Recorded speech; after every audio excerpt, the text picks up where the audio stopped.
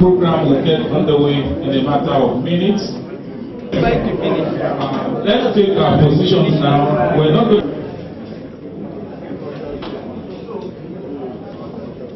Distinguished ladies and gentlemen,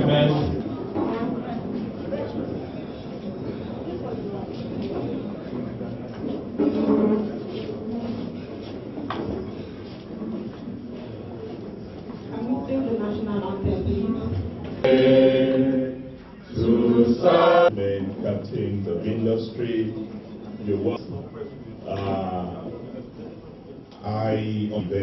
my name is Kyle Debaini. I direct the policy and programs directorate of the campaign organization.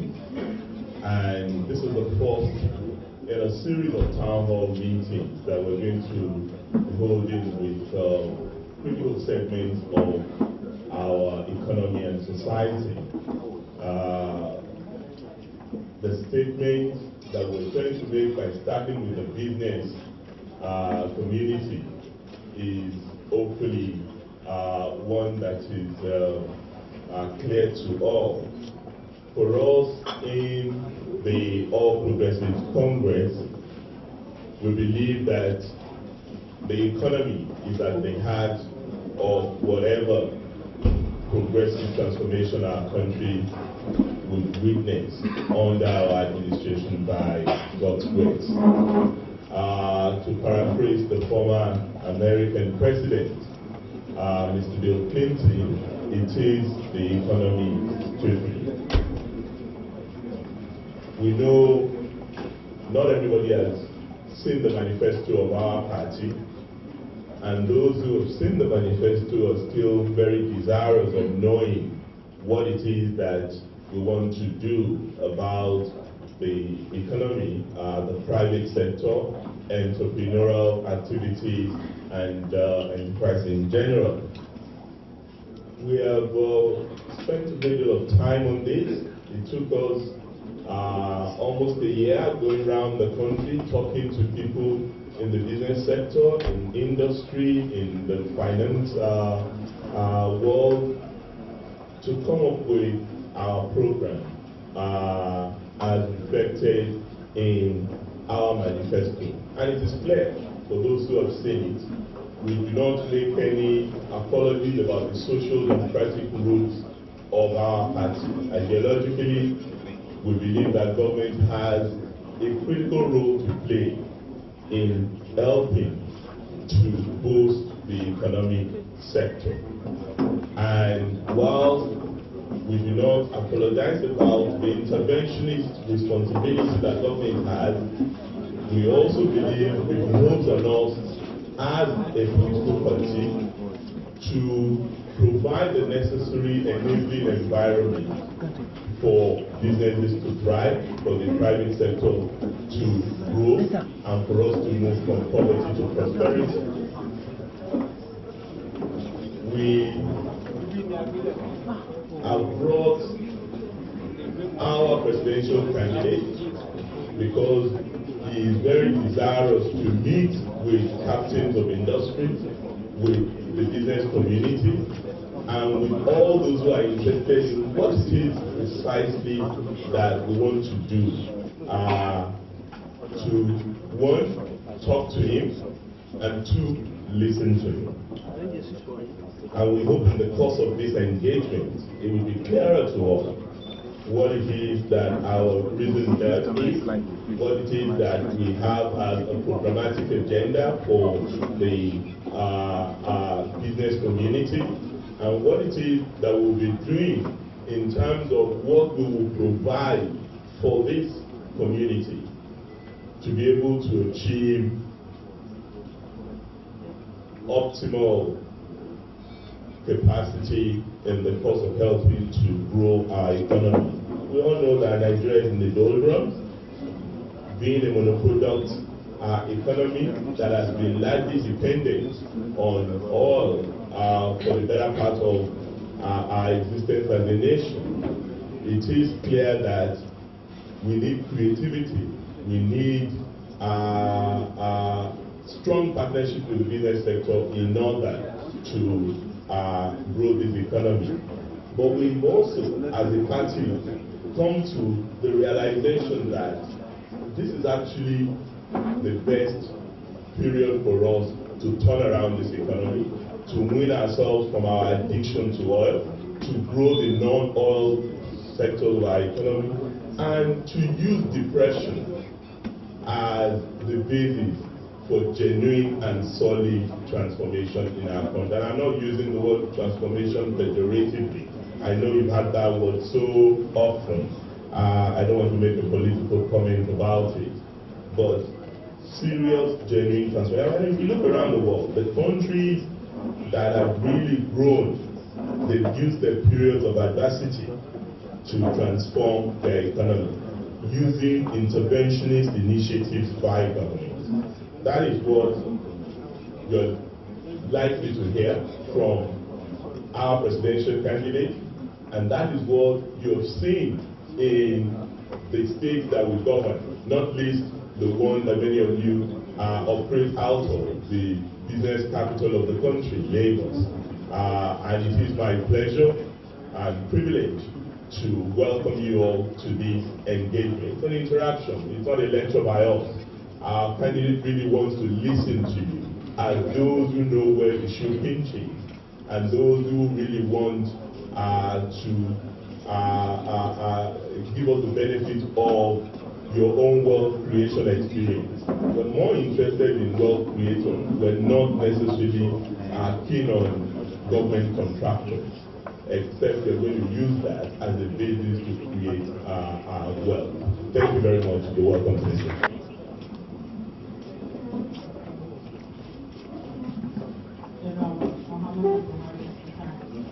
What is great for me is the notes I have made, which I would like to read very slowly and carefully to you. And then again I will sit and respond to whatever your contribution will be, you as the people on the ground, and throughout the 32 states we existed so far, we have put a lot of responsibility on you by promising employment of the able-bodied youth that have been and haven't been to school. So we will welcome and listen to you and see what we can incorporate more into our manifesto. Ladies and gentlemen, thank you for responding to our invitation. In the course of asking Governor Fashola to set up this meeting, two things occurred to me. Firstly, is that I told him that I meant business by getting Nigerian economy back on its feet. This is why the caption GMB means business was coined, I suppose, by my handlers.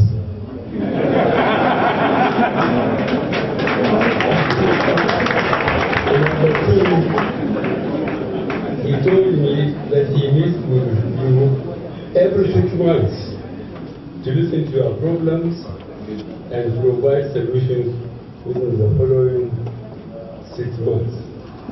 This is a wonderful idea because government cannot know in detail business development as they occur because it is too immersed in various other aspects of government. A periodic, regular series of meetings is something I would encourage if you elect me as your next president. So our government can hear from you at first hand what we should or should not do to advance business interests. This will be our approach to growing the economy, creating jobs, and restoring the dignity of labor among Nigerians. I will, however, start by sharing with you a summary of the economic plans highlighted in our manifesto. As practical as it is possible to do so, our policies for implementing our commitments will be governed by the highest consideration of how they create jobs. Equipping and resourcing our security personnel, for example, will not be limited to provision of arms alone, but uniforms, boots, and accoutrements are enormous opportunities for textile production, garments making, and shoe making. Power supply is the minimum that we can seriously commit in order to quickly galvanize the economy back to productivity. We agree with the privatization of the power utilities, but we believe it must go further to transmission. After the signing and handing over ceremonies of the power assets, the real work of producing, transmitting, and distributing power is really just beginning.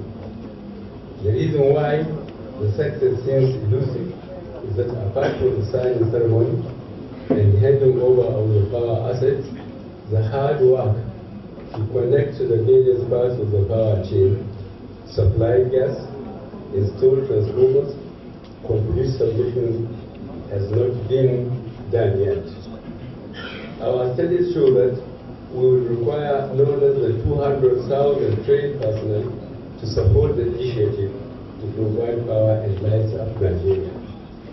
Apart from the inherent direct employment that this will give, the reduction in cost production, the savings on self-generation by Nigerians who currently spend a lot of their income on purchase of diesel and petrol to generate their own electricity will reduce the value of their disposable income. These savings, Nigerians from reliable electricity will help the average Nigerian spend their money on other necessities of life and reduce poverty. There is already an initiative to build a refinery in Lagos. Our government will fully support this initiative because a local refinery means many things such as jobs locally at a Nigerian refinery instead of refineries abroad, local fuel supply and national security, reduced importation, less demand for foreign exchange, and strengthening of the naira. Other areas of infrastructure investment is road and highway construction from one end of Nigeria to the other. We will concentrate on the roads and highways that link up Nigerian states, while state governments will be expected to connect their states to these highways by building the last mile connections. Road construction alone will unlock a value chain of opportunities in the building industry for construction companies, builders, engineers, architects, quarry operators, cement and iron and production and supply. The successful opening up of Nigeria by the construction of new roads and highways will revive road transportation, truck manufacturing, tire manufacture, engine oil, brake and production on other hand.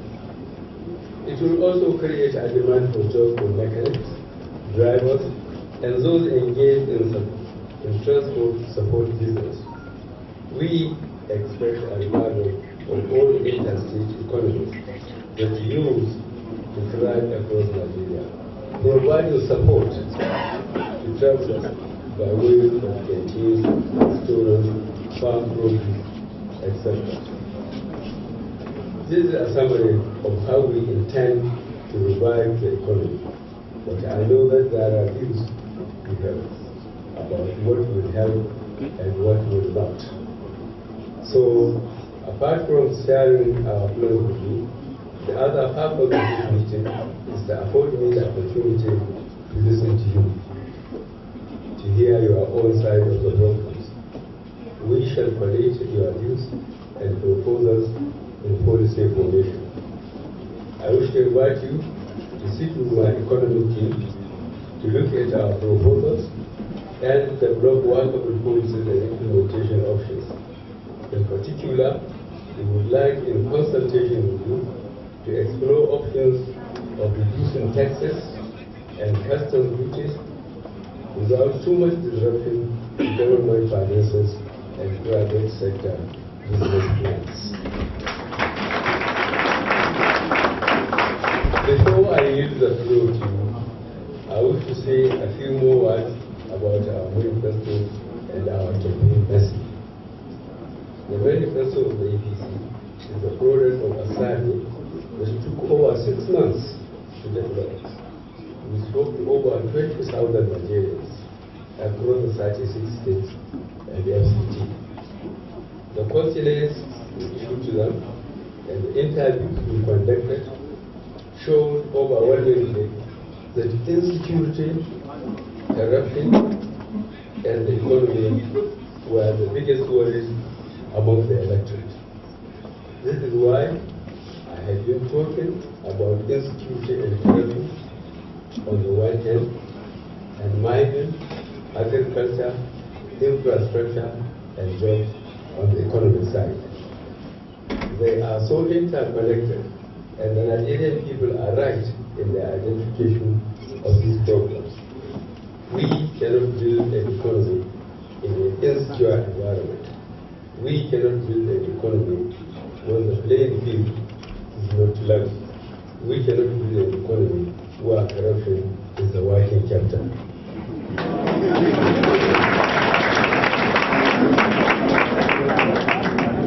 Corruption affects our ability to secure ourselves, and it also undermines the performance of the economy. Let me share some figures with you to demonstrate what I mean.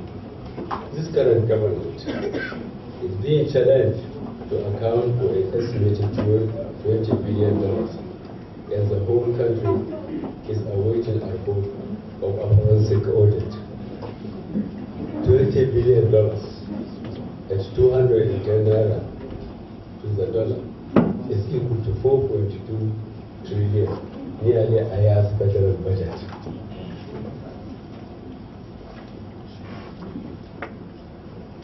It is true that this sum cannot be accounted for.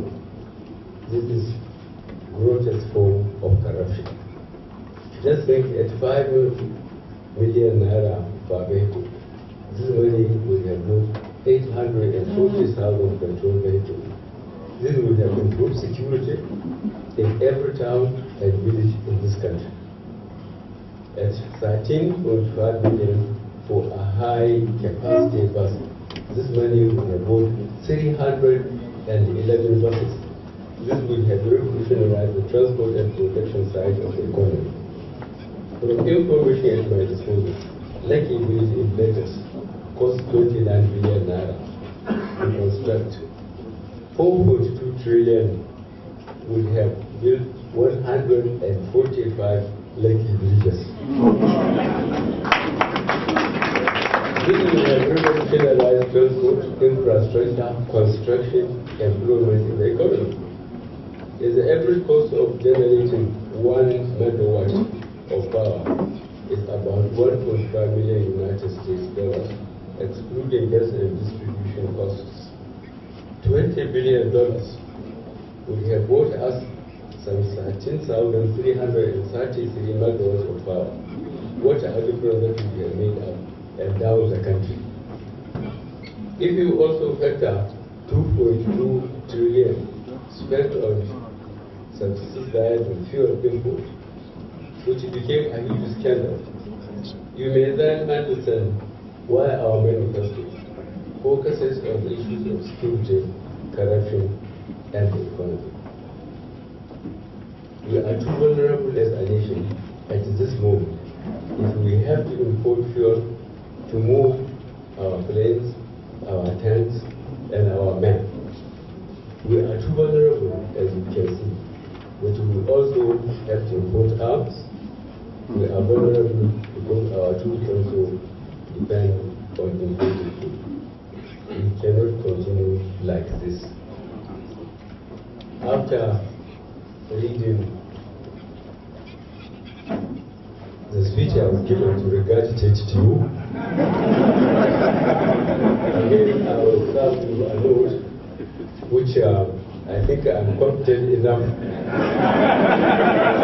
to discuss with you based on my experience. I'm sure you can identify who's right in this.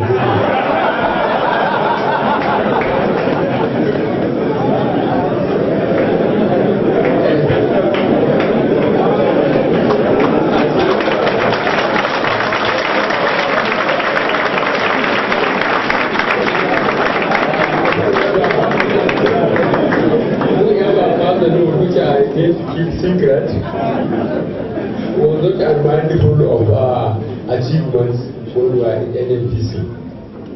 If you could recall, we used to have only one refinery in Port Harcourt, refining 50,000 Nigerian barrels a day. It was upgraded to 100,000 barrels a day. Another one was COVID in Port Harcourt to produce another 150,000 barrels a day. So Port Harcourt alone used to have the capacity to refine 150 to 250,000 barrels a day of Nigerian crude. Then I personally signed the contract for refinery, another 100,000 barrels, purely Nigerian crude. And then Kaduna refinery, 100,000 barrels a day, 50,000 barrels a day of heavy crude, which could be Venezuelan or Middle Eastern one, 50,000, so that we can produce heavier products. But the rest of 400,000 barrels a day are purely Nigerian crude.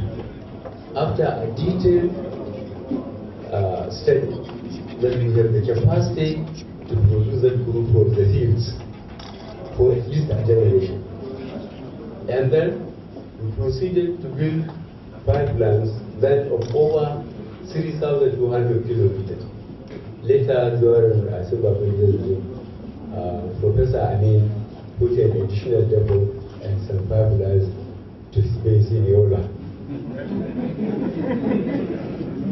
And we also built more than 20 depots.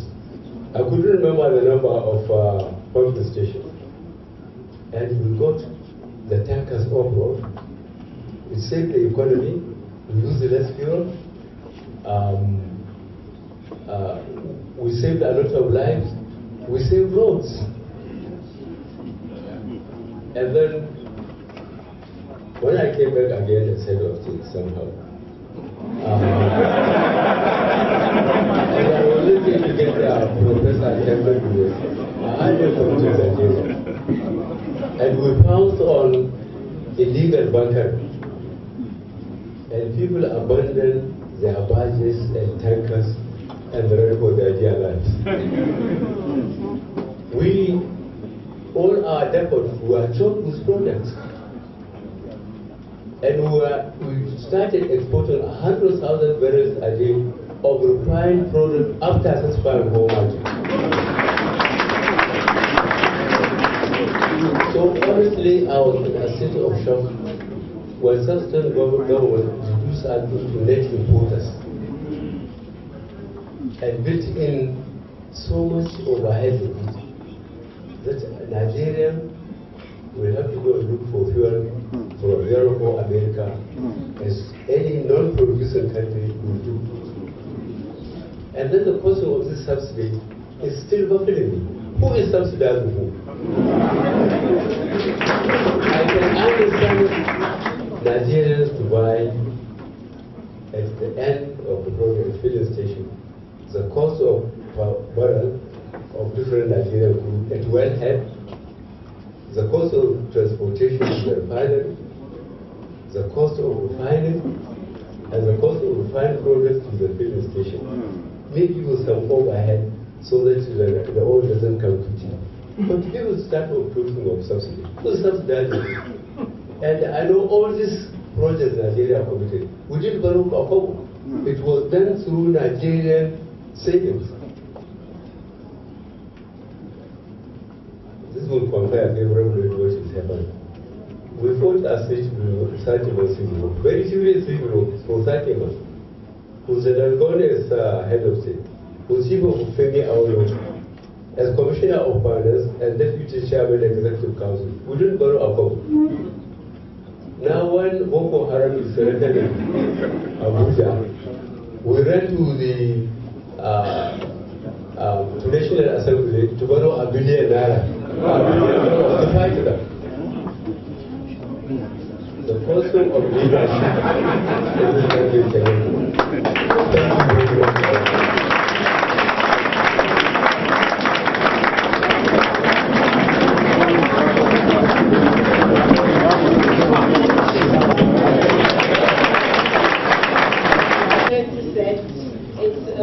An interactive session, 5 people at the first instance who would like to contribute to. It's been said many times, at many quarters, known to all of us, that the major problem we're having in Nigeria is corruption.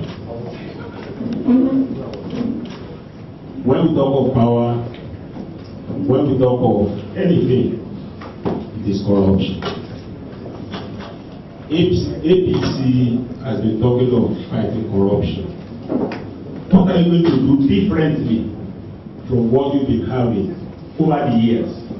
Because we've been with this problem for a very long time. Are we going to continue to have ICPC, CFCC, all these agencies that are continuing to be there and the corruption continue to be on the increase? Thank you, sir. Your Excellency, I'm representing the President of NASI, Nigeria Association of Small Scale Industries, and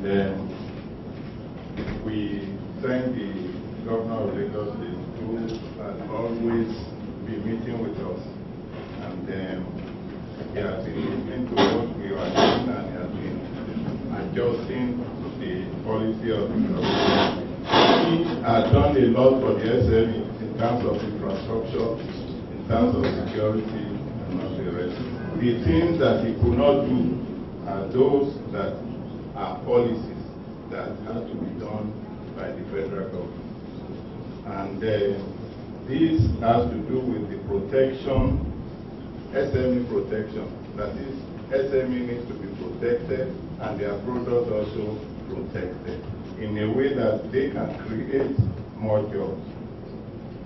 Then they need to put for the federal government to put in place appropriate funding model for SME. Then in each area of contracting, some percentages of major contracts, including road construction, petroleum, railway, airways, and all these should also be given to SME for them to build their own capacity so that they too can go to other countries and pose as experts. In job creation, it is easier and cost-effective to create jobs through SME than to handpick some people to benefit in an unsustainable way. In Nigeria, if these people are adequately taken care of, they will employ at least 2 people in a year, making 34 million people employed. And in this way, we can create a lot of employment in Nigeria. Your Excellency, my name is Mrs. Mugadikwa. I'm a lawyer and I'm an employer. I would like to know what the APC is going to do to ensure that the jobs that are made available can actually be filled by Nigerian graduates of the technical colleges, which is basically to ensure that the youth are employable.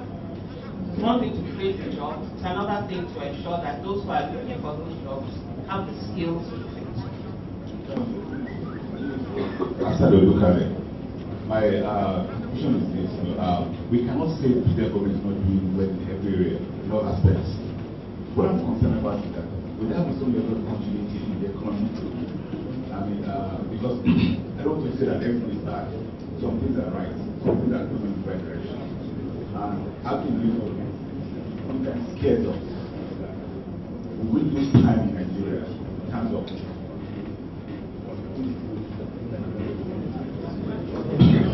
I'm just talking about continuity in the governance. That's my concern.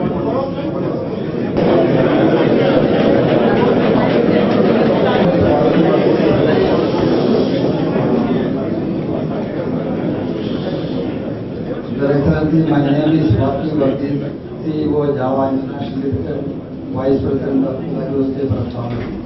My question is, who is heading your economic team so that whatever suggestions we have, we can pass it on to you? Thank you. First of all, what can be done differently?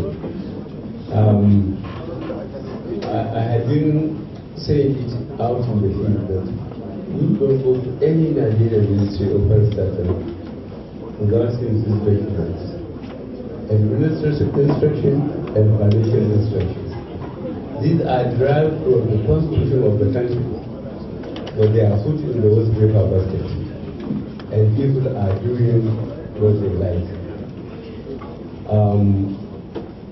What we will do is to insist on this due process must be genuine. We have to get technocrats that have commitment, not only to themselves, but to the country, that will sit and go through application and papers for contracts advertised, and sit with the companies that are experienced, that have performed in this country and outside, that can be compared, and therefore get the best for the country in terms of performance through the specifications given in the type of job to be done. This was materially answer the question of what can help the home companies that are trying to come up. I will try again to illustrate one example which happened during the buildings of the refinery. I visited, I think, Indonesia and Sudan, where they built 100,000 barrels of refineries. And therefore, how much it cost them? And we got those facts from other countries. And when we put our international tender, the Japanese beat everybody hands down as far as the is concerned. This was Rwanda was the contribution. It's an international tender based on 100,000 barrels capacity refineries built elsewhere in the countries. And this calculation were made, the transportation, the quality of it. In fact, all the bridges, virtually and culverts from here to Kaduna, they had to go and see their engineers. Can they carry the equipment from here? Other people objected to Kaduna because the savings made in transportation and the likely dangers of the equipment, if you build it on the coast, it will be cost effective. Then we gave them the example of Buhari refinery, where we said Buhari, that state, would give the place. They gave us a Abashi place. The piling, for the columns of the refinery, it costs so much that the cost of transportation from here to Kaduna, why you don't need to pile, offset it. So the argument is the Executive Assembly was killed. So all well and good. If we from our government would like to encourage you, that's why you are here. I didn't ask for foreign entrepreneurs to come here and listen to me. I asked for Nigerians, although that have commitment in Nigeria, try and be truly competitive. If you haven't done any job before, worth 100 million naira, don't go and call for 2 billion naira job, because you don't have the capacity. So give the government a chance, to go back to what you used to work. That's one of the ways of killing corruption. I have mentioned it in the field that corruption has assumed such a proportion. It is almost turned into a culture in Nigeria. And I have gone through so much to know this. So if we said we are going to look back, we will never move forward. We will try and draw a line. But what is with the courts, we will allow the courts. Not because our courts are perfect. I think I know this better. I've been to the Supreme Court for 3 times. But there is nothing we can do with the part of the institution, the judiciary, the legislature, and the executive. We will allow them to continue. But from the day an APC federal government is sworn in, is the center in the state, those who are responsible for public funds will have to behave themselves. That's all I can say.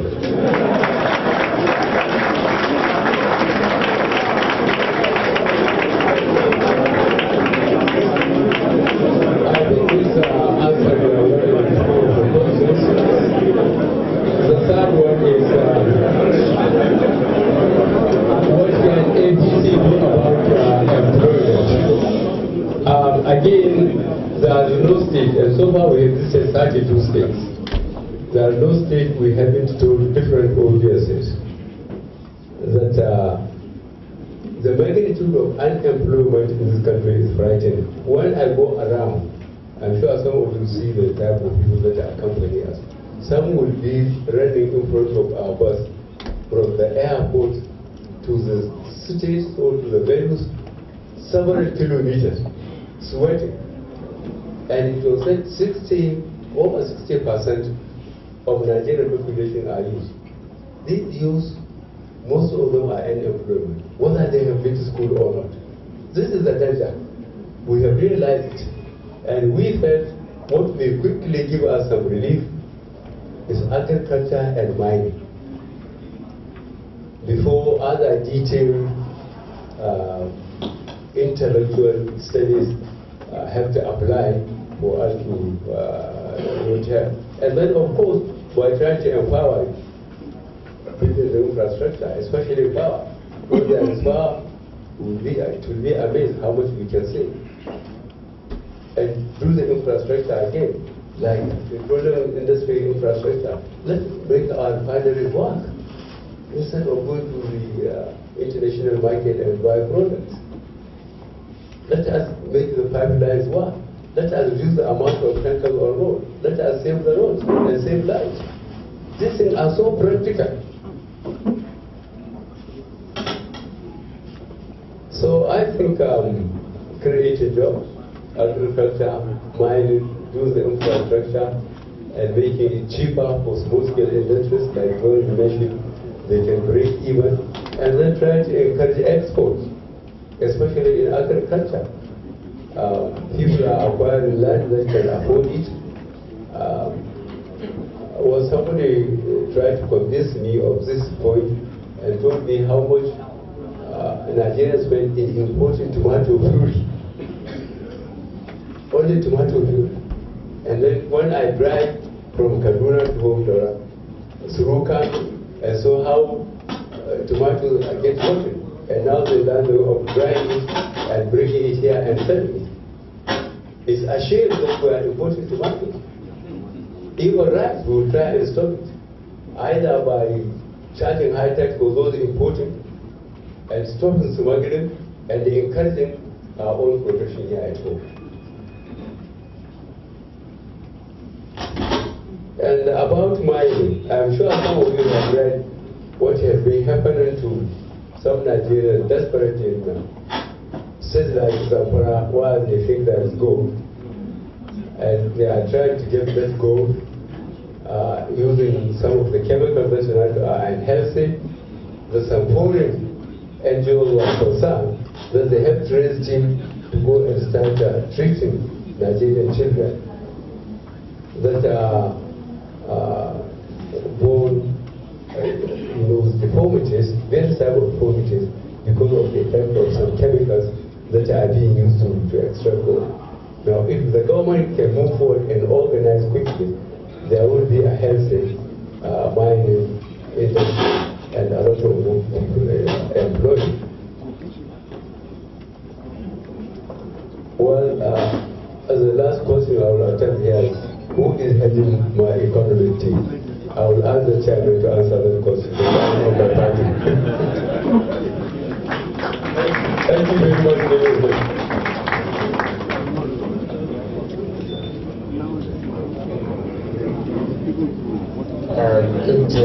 Candidates, at this stage of the proceedings, whatever views you have that you want to transmit, please send to me at the party headquarters, national chairman.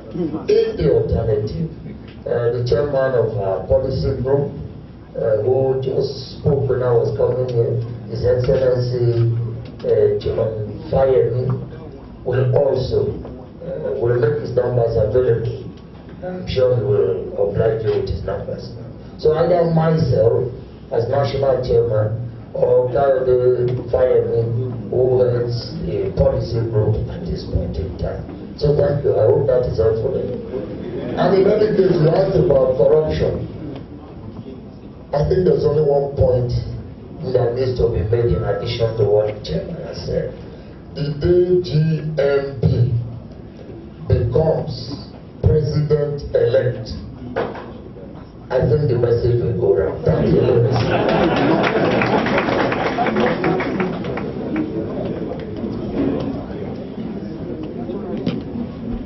My question has to do with our anxieties. The government, the present government, has released some money to the central bank for SMEs, and we are hopefully about to start accessing these funds. Our question now is, with a new government in place, are we going to lose, especially women who have 60%? Are we going to be able to access these funds? Is the government going to change their mind? Good first question. The second question now, Lagos State government took us, NASI members, last year in January, to show us some land in Ikorodu, which they said they were going to give SMEs to start their businesses, or to provide land for them anyway, because that is one of the difficult problems we have. Most of them don't have property and pay a lot of money as rents. So the question now is to Lagos State government, are we going to get this property or not? Thank you very much. Thank you. And the very last, my name is Folusho Phillips, and I am the chairman of the Nigeria Economic Summit Group. This is a private sector think tank research organization that has over the last 22 years worked with the governments, different governments, focusing on issues that have to do with development and good governance. In fact, we have held summits with the government every year, and I think this year we'll be holding our 21st summit. The reason why, the issue I want to ask, or the question I want to raise, is one that's coming out of the general membership. And it has to do with a point another speaker raised about continuity. Really, the concern is, to what extent must we look for change with respect to the current policy direction of this current administration, looking at the various areas that they're dealing with right now? What things would you, as a government, stop doing? What things would you sort of change totally? And what things would you reverse in terms of policy that have to do with agriculture, infrastructure, oil and gas, and things of that nature. Thank you very much.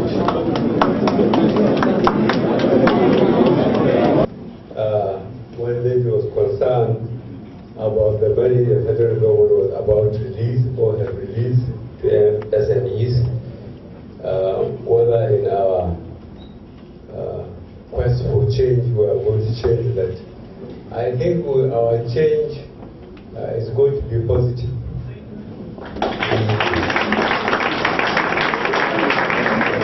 What we insist is that I think it's only fair whether it is Ministry of Economic Development or whoever has assembled a team, a reasonable team of committed people, economists and industrialists that are versatile to be in charge of issuing this money. People may complain about time limit and so on, but we better be sure that those that qualified for this help do utilize it, and it can be seen visibly. It will advance employment and getting goods and services across party affiliation. The second issue of federal government continuity. I think I once saw a small article or comment by one of the chaps that said question of continuity. He said people are demanding of continuity. If you are standing on a cliff and if you continue, you know where you are going.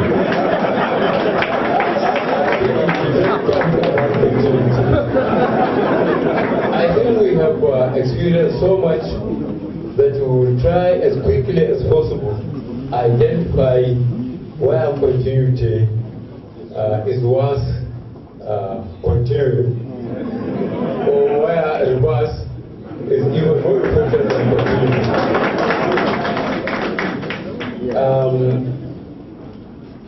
I think the question on agriculture, oil and gas and so on, I think we have dwelt on that. But the example we'll give is that again through experience. I think when I was in NNPC again in 1976 or so, a report then came of commission study on gas. At that time, I think up to late 80s, Nigeria was considered to be more of a gas country than even a petroleum country. So if that study has been properly used, in fact that was why we initiated LNG. Initially it was to be 12 trains, and that would have earned us more money than the export of crude, the LNG. But then, being Nigerians, we have failed to realize that. So, from the Egdon station to the summer stations that were there, to the additional one proposed, if there were a serious study, the gas can be sourced, just get Shell and BP, because most of the field were their own, to share, their studies with us, and see how we can put installation that will separate the gas from the crude, channel it to location where we can have these plants of that will produce power and so on. Nigeria, honestly, has no business being in the dark.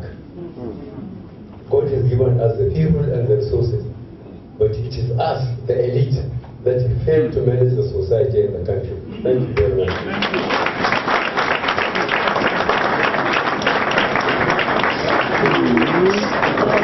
We are all mindful that the campaigns are still running. He will be leaving us as soon as we let him go in order to go to Adamawa, and people are waiting for him there. In closing, I just would again like to reiterate our appreciation for your presence at short notice, and to say that when I hear the debates that what is the difference between APC and PDP, I think that the difference must be obvious to those who discern sufficiently who look beyond the rhetorics. First is the manifesto which the candidate has explained its history. A manifesto that is people-based, that is research-based. And if you go to www.apc press releases, you will see digital copies of that manifesto. And as you leave here this morning, there will also be copies made available to as many of you as are here. But two things on the manifesto. The manifesto is a manifesto designed to address 2015 problems going on to 2019. Now, what the other side has is a 1999 manifesto. And that probably explains the disconnect between our realities and the realities that you hear. The other point I wish to make in closing is that the transformation that has been put forth has headed south, not north. The Naira has weakened, interest rates have skyrocketed, and it is for us to choose whether we want 4 more years of that. And the Naira is essentially in a free fall in an economy that is currently import denominated. And it would only mean that the purchasing power of our disposable income will continue to reduce. The necessity of now is to halt that free fall. That is something we cannot vote continuity on. I will not.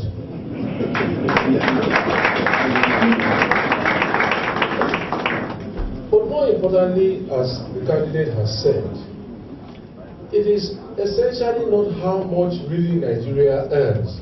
It is what value we get out of that money.